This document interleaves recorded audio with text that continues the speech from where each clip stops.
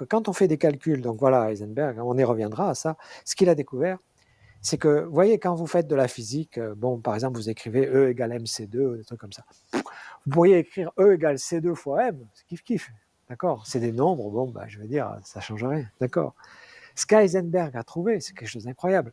Il a trouvé que si vous essayez de manipuler la position et le moment, on parle de la vitesse, mais il faut parler du moment. Le moment, c'est le produit de la vitesse par la masse, d'accord? Donc, si vous essayez de manipuler à la fois la position et le moment au niveau microscopique d'un tout petit truc, d'un atome, un truc comme ça, eh bien, vous pourrez toujours faire tout ce que vous voulez. Vous n'arriverez jamais à mettre en défaut ce qu'on appelle le principe d'incertitude de Heisenberg, d'accord, qui est que delta x, c'est l'incertitude sur la position, delta p, c'est l'incertitude sur le moment, d'accord?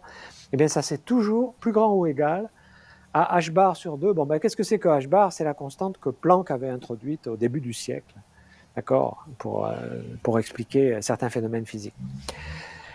Alors là, il faut que je vous raconte une petite histoire à propos du principe d'incertitude, parce que, je crois qu'il y a un bouquin d'ailleurs là-dessus, qui est pas mal d'ailleurs. Mais en fait, sur le principe d'incertitude, si vous voulez vraiment ressentir en quoi ce principe a troublé les gens, il y a une histoire qu'il faut que je vous raconte. C'est que, bien sûr, Einstein n'y croyait pas. Pourtant, Einstein est à l'origine de la théorie quantique. Je veux dire, c'est Einstein qui a eu l'idée que le photon avait des niveaux d'énergie qui étaient quantiques. Donc Einstein n'y croyait pas. Et Einstein avait imaginé un dispositif. Donc il y avait si vous voulez, à l'époque, Heisenberg a trouvé son principe d'incertitude vers la fin des années 1920. Donc il y avait à cette époque-là, il y avait ce qu'on appelait les congrès Solvay. C'était des réunions de physiciens, un petit nombre, et bien sûr, ils discutaient entre eux. Donc il y a eu un congrès Solvay, je crois que c'était en 1830 ou quelque chose comme ça. Et donc Einstein avait imaginé la chose suivante. Il avait imaginé pour mettre en défaut le principe d'incertitude, mais pas sur la position et le moment, mais sur delta t, delta e. Vous voyez, c'est-à-dire que le temps, c'est la variable duale de l'énergie. De même que, si vous voulez, la position est la variable duale du moment. Et le principe d'incertitude vous donne quelque chose de semblable pour delta E, delta T, delta E, vous donne quelque chose comme H bar ou H bar sur 2. Bon, ça dépend des unités. D'accord. Donc, Einstein ne croyait pas à ça. Et Einstein avait imaginé, bien sûr, il faisait toujours la même chose, c'est-à-dire que quand il ne croyait pas à quelque chose, il imaginait une expérience de pensée. Une expérience de pensée, que ça veut dire? Ça veut dire que je vais vous faire un dessin très grossier, mais qu'en fait, on peut très bien imaginer que cette expérience soit rendue de plus en plus précise. D'accord. Donc le dessin très grossier, c'était le suivant. Il faut que je fasse gaffe de ne pas me casser la gueule. Donc le dessin très grossier, c'est le suivant. C'était, vous voyez, donc il y avait, voilà, là on va mettre un petit ressort. Voilà. Et puis ici, on va mettre une boîte. Et puis on va mettre comme un coucou, quoi. Et puis il y aura l'heure ici. D'accord. Bon. Voilà. Alors voilà, c'est ça son système. Et puis alors là, il y a une espèce de truc. Et puis là, il y a des... Voilà. Voilà le système. L'idée d'Einstein. L'idée d'Einstein, c'est que delta t, on va le contrôler parce qu'on a l'heure ici.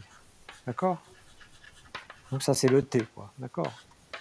Bon. Et delta e maintenant. Donc, qu'est-ce que ça veut dire? Qu'est-ce que j'ai dit ici? Je veux dire qu'il y aura un moment donné où le coucou, il va faire tout. D'accord? Il va émettre un photon. Bon. Et on saura à quelle heure il l'a émis puisqu'il marque l'heure. D'accord? Donc delta t. Alors maintenant, delta e, le photon, ça Einstein il le sait, le photon il pèse h nu. Où nu c'est la fréquence du photon. Donc ça c'est E, si vous voulez, c'est l'énergie. Alors quand le photon sort, ce truc-là il devient un petit peu plus léger. Donc ici, une fois que le photon est émis, d'accord, ce truc-là devient un petit peu plus léger, donc ça va, si vous voulez, l'aiguille elle va monter un petit peu, et en regardant de combien elle est montée, on va connaître delta E. Donc en fait, Einstein disait, on va connaître delta E, on va connaître delta T, avec une précision aussi grande que l'on veut, donc on n'aura pas le principe d'incertitude. Alors il a dit ça, et ça a fait terriblement peur à Bohr, qui était en train de discuter avec eux, parce que Bohr croyait bien sûr au principe d'incertitude, ça lui a fait terriblement peur, parce que, quelle était la raison pourquoi il avait peur ? La raison pour laquelle il avait peur, c'est que quand vous faites les calculs avec ce système proposé par Einstein, ce qui va intervenir, c'est la constante de gravitation. Parce que vous voyez, quand l'horloge, elle monte un peu, elle est dans le champ gravitationnel. Donc quand vous allez chercher de combien l'énergie a diminué, vous allez faire intervenir la constante de gravitation. Donc évidemment, la constante de gravitation, elle ne rentre absolument pas dans le H-bar de Planck, etc. La théorie de Planck, elle est complètement disjointe de la gravitation. Donc Bohr se disait, c'est foutu. Donc il y a une photo extraordinaire où on voit Einstein qui sort très fièrement de la salle du congrès Solvay, et on voit Bohr qui le suit un peu comme un petit chien, et qui est bon. Mais alors ce qui s'est passé, c'est que ce n'est pas la fin de l'histoire. La fin de l'histoire est absolument merveilleuse, parce que ce qui s'est passé, c'est que Bohr est rentré à son hôtel, évidemment il n'a pas dormi de la nuit, parce que, bon, je veux dire, il n'a pas dormi de la nuit, et il a trouvé la réponse. Et la réponse est fantastique. La réponse est absolument fantastique, parce que, bon, si vous voulez, ça paraissait impossible. Pourquoi ? Comme je le disais, parce qu'il y aura la constante de gravitation quand vous allez faire le calcul, et ça, c'est impossible que ça marche. C'est impossible qu'on retrouve le H-bar, d'où il sort. D'accord ? Et alors, ce qu'a trouvé Bohr pendant la nuit, il a trouvé que le même Einstein, en fait, il avait pondu la relativité générale.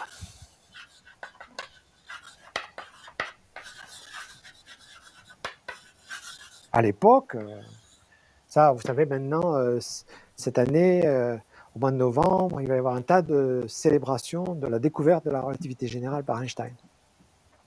D'accord ? Ça fait exactement 100 ans. C'est pour ça qu'il va y avoir toutes ces célébrations.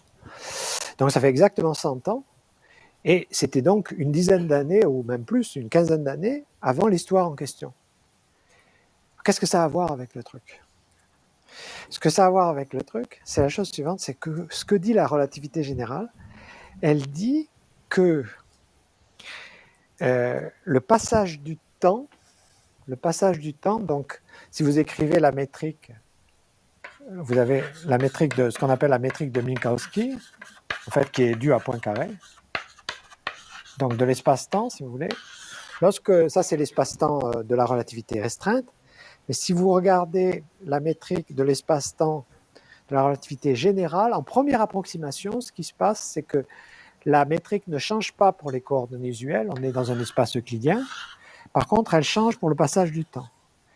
Et la manière dont elle change, c'est que le coefficient de dt carré est multiplié par 1 plus 2 fois le potentiel newtonien, V de x, y, z. Vous inquiétez pas, je veux dire, c'est pas bon. Qu'est-ce que ça veut dire ? Ça veut dire que le temps passe différemment selon l'altitude. Ok ? Mais l'horloge, elle a changé d'altitude un petit peu. Donc son temps a passé différemment. Vous faites le calcul et vous retrouvez le principe d'incertitude de Heisenberg. C'est incroyable.